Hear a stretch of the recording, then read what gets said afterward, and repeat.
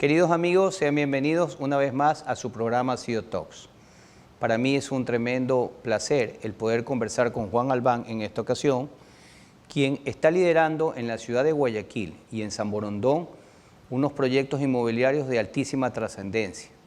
Y además Juan tiene una trayectoria muy destacada en el mundo de la gerencia general. Bienvenido, Juan, es un gusto. Muchas gracias, Alberto, un gusto estar aquí. Cuando pensábamos en la conversación que vamos a tener, tú me decías que el tema central son los desafíos inmobiliarios, que es tu experiencia de los últimos años. Cuéntame, ¿cuál es tu visión respecto al mundo inmobiliario que está viviendo nuestro país?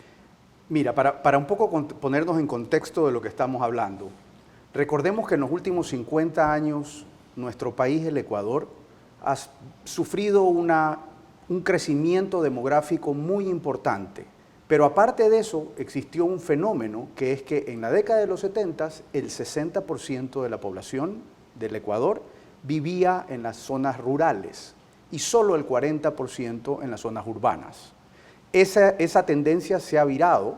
Correcto. Y ahora está proyectado que para los próximos quinquenio el 70% de la población del Ecuador viva en zonas urbanas y concretamente en las grandes ciudades del Ecuador. Si pudiéramos resumir las implicaciones, o sea, los efectos que esta gran masificación de personas va a tener, ¿cuáles serían? Bueno, lo que hay que evitar es el hacinamiento, que es este efecto donde muchas personas se reúnen, como lamentablemente en nuestros barrios suburbanos, tienen el problema de que si no hay un ordenamiento claro y un crecimiento, ojalá, de mayor densidad, ese es otro tema.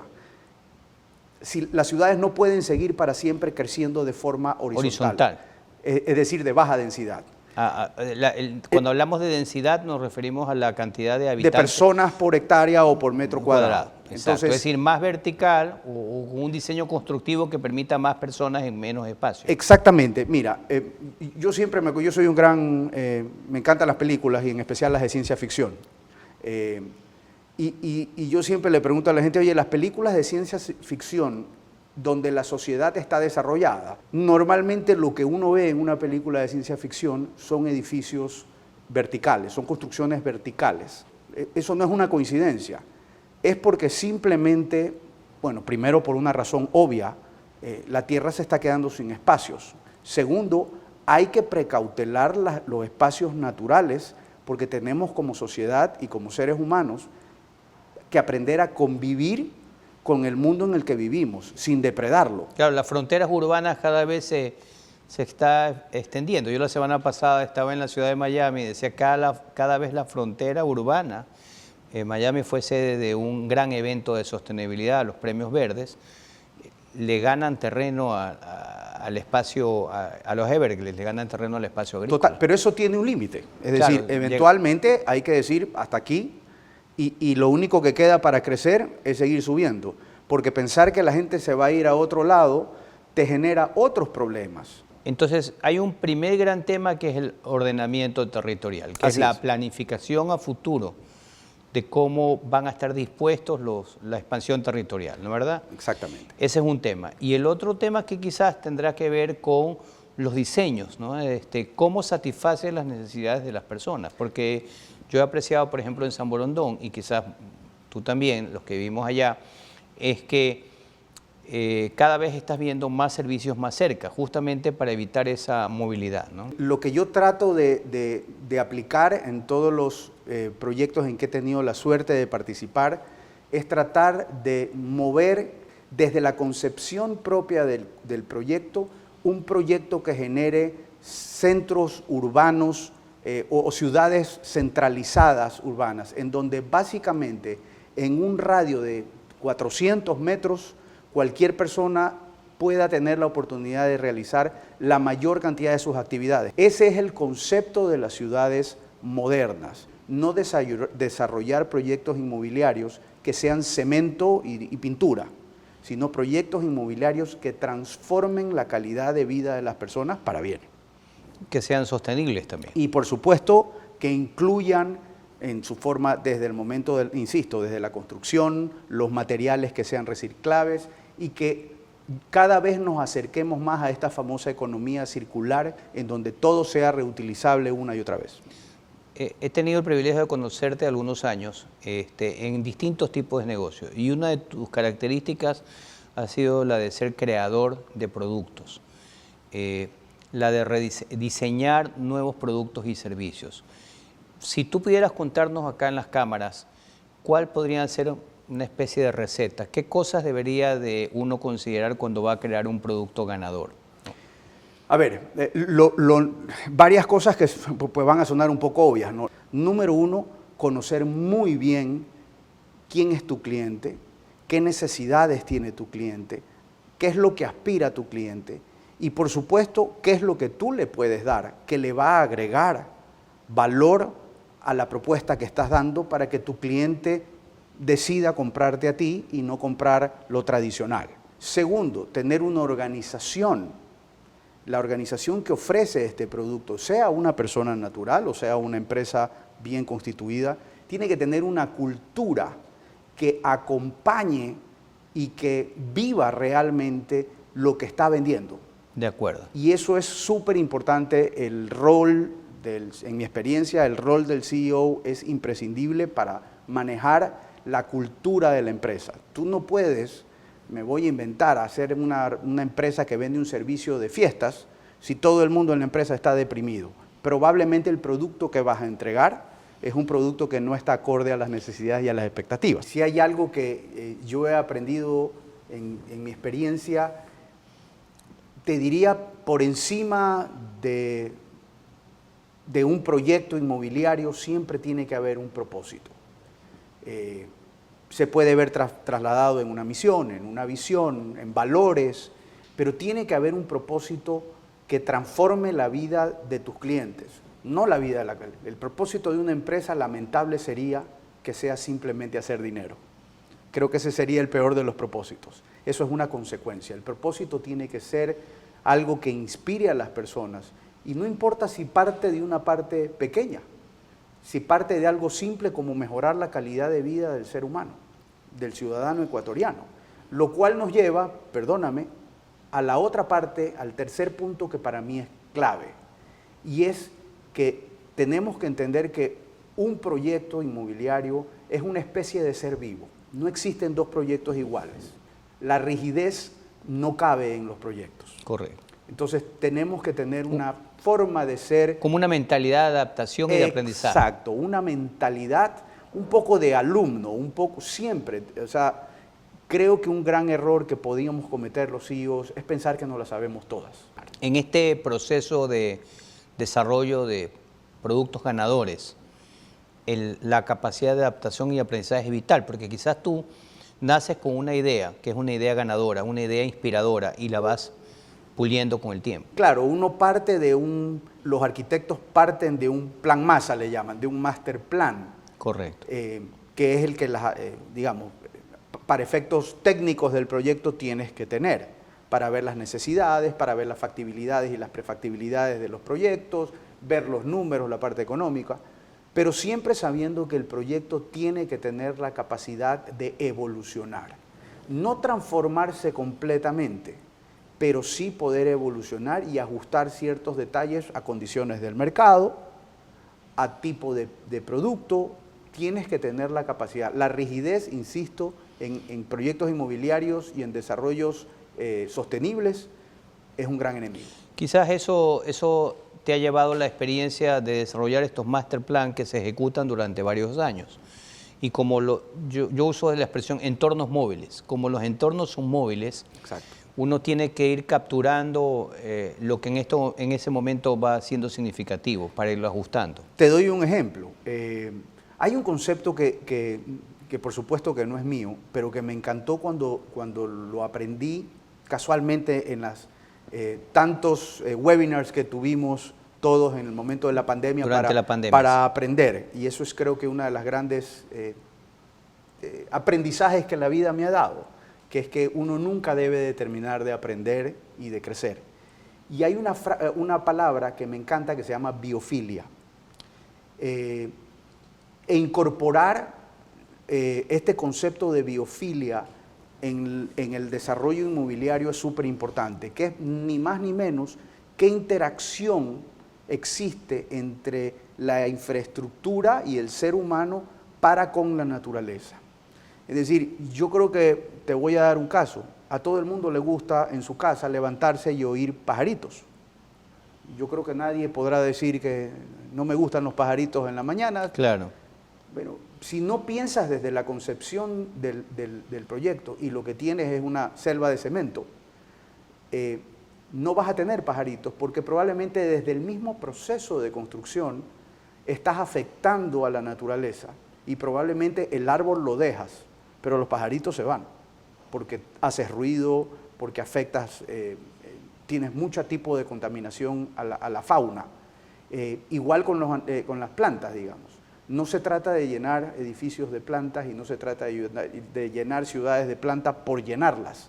Se trata de integrar, de regular y de manejar una correcta integración entre el ser humano, en donde, por ejemplo, tengas calles caminables, pero en vez de que la sombra sea un techo de cemento o un soportal, que también es una gran idea, que ciertamente aquí en Guayaquil, en la década de los 40 y 50 y 60 se usaban mucho los soportales, claro, pero de repente dejamos de usar soportales y la gente tiene que caminar al sol, por eso a la gente no le gusta caminar.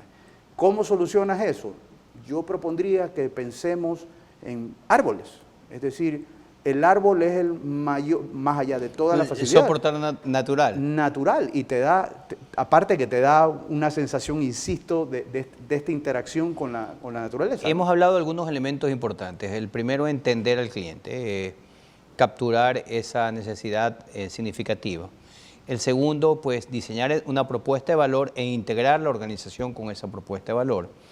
El tercer elemento tiene que ver con esta capacidad de aprendizaje, de poder la propuesta de valor en el tiempo verla con una evolución y que se va ajustando en torno a la misma experiencia que los clientes están teniendo. Internamente, ¿cómo se integra un equipo colaborativo como para poder mirar todas estas variables ya en el diseño de los productos? Un poco hablando by design y no by default. Quizás a mí me encanta esta teoría de triple bottom line, ¿no? Correcto. Que habla de no solo preocuparte del EBITDA de la compañía y de la rentabilidad per se de una empresa, claro, que el accionista ciertamente la busca, quiere tener, claro, y exige tenerla, y qué bien que así sea. Pero también tienes que preocuparte entonces, este triple bottom line te habla también de el impacto que tienes en el planeta y del impacto que tienes en las personas que a su vez viven este proyecto, no solo de la parte interna de los empleados, de los colaboradores, sino también desde la parte de la sociedad en la que estás impactando. De acuerdo. Y yendo a la parte interna, que es lo que me estás preguntando. Claro, hacia el equipo de colaboradores. Hacia el equipo, mira, a mí me encantan los equipos en donde tienes una mezcla entre juventud, o mejor dicho, me encantan los equipos jóvenes. Cuando hablo de jóvenes no estoy hablando de años en el calendario, estoy hablando de mentalidades abiertas. Correcto. Que puedan tener la capacidad de aprender, saberse siempre que tenemos todos que aprender. Todos tenemos que aprender constantemente, tenemos que leer, tenemos que instruirnos, tenemos que aprender a compartir entre las personas, entre los seres humanos.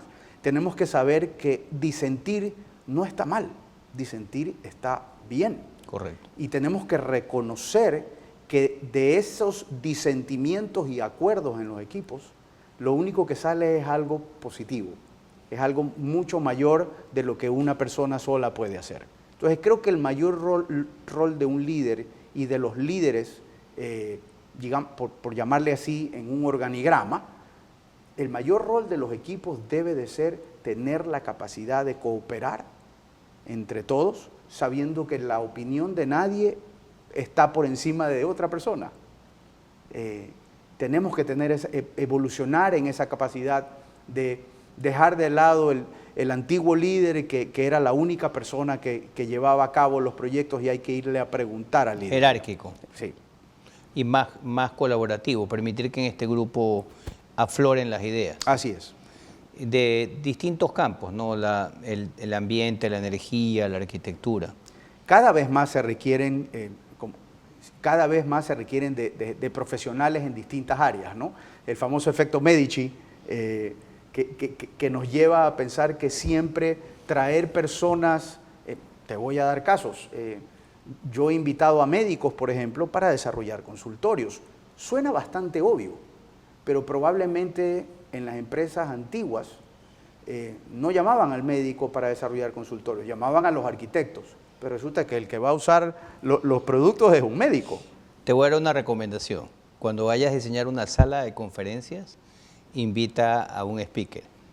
Es exactamente... A veces no, a mí me pasa que yo doy muchos talleres o seminarios y no encuentro muy amigables las salas. Encuentro una columna en medio de la... Totalmente, totalmente. O estás en una silla, te sientas en un lugar de la silla y resulta que del escenario, perdón, o mejor dicho, no del escenario, al lado del público. Claro.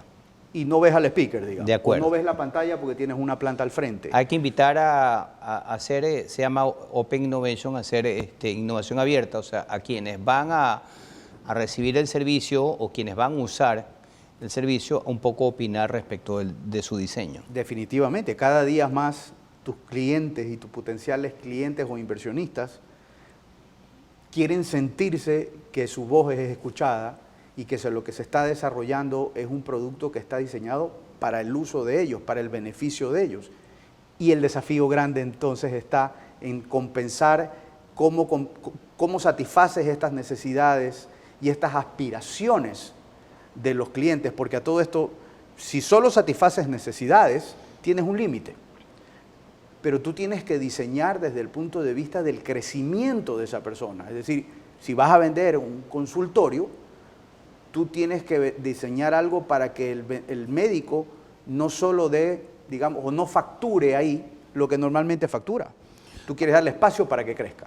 Ahora estás en un nuevo emprendimiento, ¿no? Una compañía de real estate.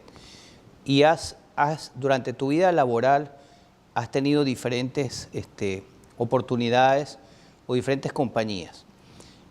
Cuando has pasado de compañía a compañía, ¿cuál ha sido la forma como te has vuelto a reenergizar, ¿no? Es decir, entré a un nuevo emprendimiento y me vuelvo a enamorar de ese emprendimiento para volverlo a sacar adelante. Háblanos de ese Juan Albán que agarra algo nuevo y lo quiere llevar al siguiente nivel. Primero que nada, creo que importante, ¿no? No todos los emprendimientos son exitosos. Es decir, hay que saber que para aprender a caminar hay que caerse.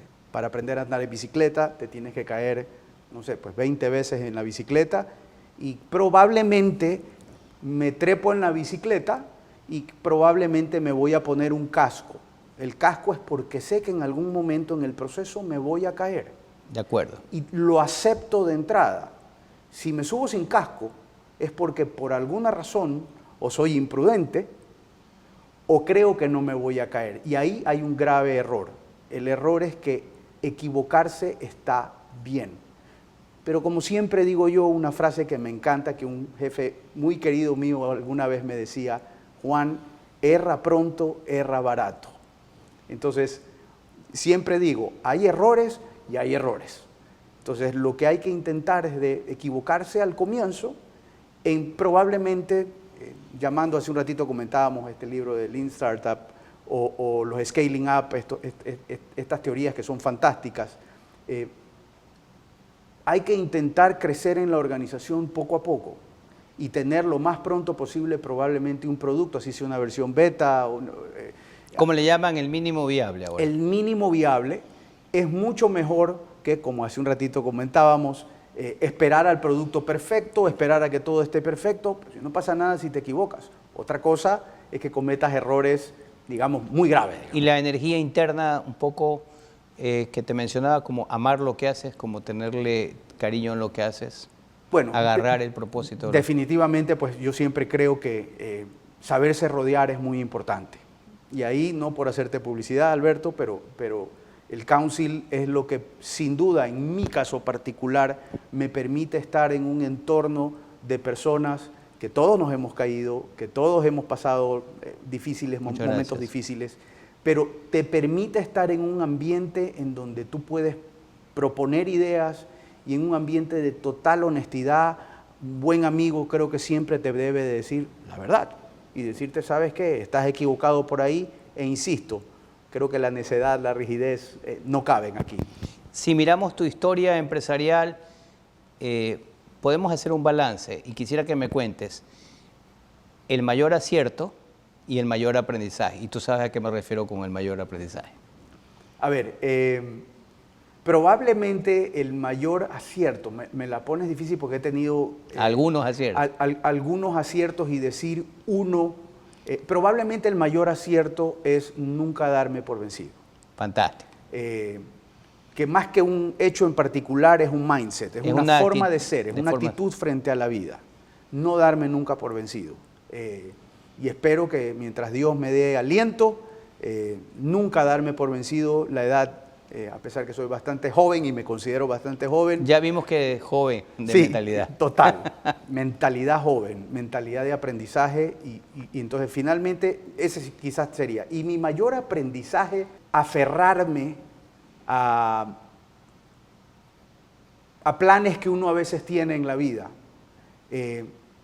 y no darse cuenta a tiempo que hay momentos en que uno tiene que soltar. Por cierto, no me refiero a nada en particular otra vez, sino a muchas cosas. Pero otra vez, es el mindset de saber que hay momentos que hay que dejar ir y confiar, dicen los gringos, trust the process, confiar en el proceso, confiar yo pues soy católico y creo que Dios tiene un plan para mí, confío en el plan de Dios, que tampoco es que se lo dejo a sus manos solamente, sino que yo pongo de mi parte. Pero a veces hay que aprender a confiar. Y a veces, por no saber confiar, cometes muchos errores. Bueno, no esperaba menos. Déjame, las dos preguntas que te hice justamente era para... Nosotros en este programa lo que buscamos es sacar la esencia del CEO, la esencia que está atrás, humanizar ese rol, quién está atrás. Te voy a decir unas palabras y quisieras que me conteste lo primero que se te viene a la mente. Éxito. Un camino. Empresa. Un desafío. Inmobiliario. Mi vida. Familia. Mi todo. Lo más importante en mi vida. Amigos. Mi soporte. Liderazgo. Un aprendizaje. Equipo de colaboradores. Un honor. Fantástico realmente es tu respuesta, Juanito. No podía ser para menos. Muchas gracias, Alberto. Es un gusto el haber conversado contigo, desearte lo mejor de los éxitos. Sabemos que quien está atrás de tus proyectos eres tú, eres ese ser humano excepcional y seguro que todo te va a ir muy bien. Muchas gracias por tus palabras, querido Alberto. Gracias. Un gusto estar aquí contigo y gracias por darme la oportunidad. A ti y a ustedes, amigos televidentes, realmente capturar la esencia de un CEO como Juan Albán, de esa mentalidad y esa actitud para salir adelante, es algo muy valioso. Espero que salgan inspirados luego de este programa.